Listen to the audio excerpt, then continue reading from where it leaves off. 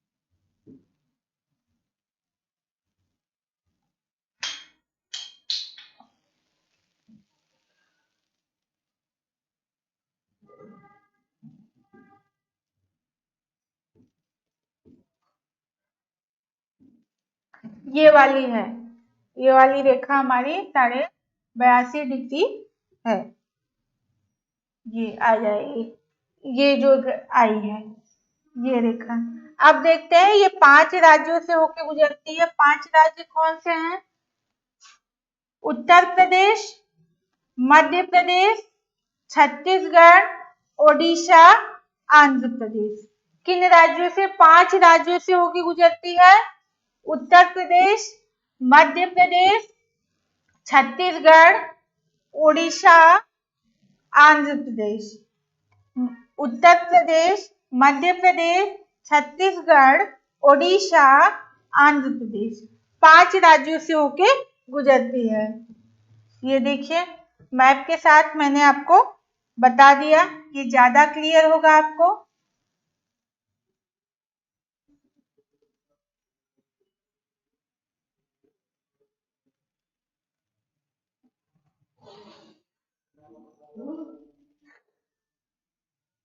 ये देखिए, ये आपका यहाँ से, ये आपके 5 राज्य हो गए, यहाँ से होके गुजरती है 82.5 डिग्री जो रेखा, यहीं से समय का, भारत में समय का निर्धारण किया जाता है। भारत की मानक समय रेखा कौन सी है? 82.5 डिग्री पूर्वी देशांतर रेखा को माना जाता है।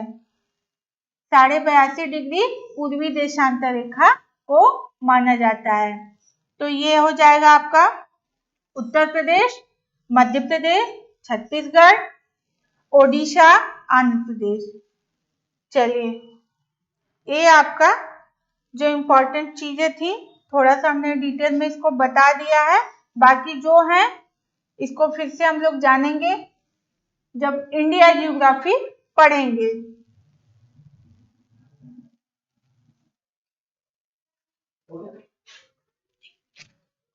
तो आज के लिए इतना ही। अब नेक्स्ट क्लास में हम लोग एक नए टॉपिक के साथ मिलेंगे, तो तब तक इसको अच्छे से आप लोग तैयार करिएगा। Thank you.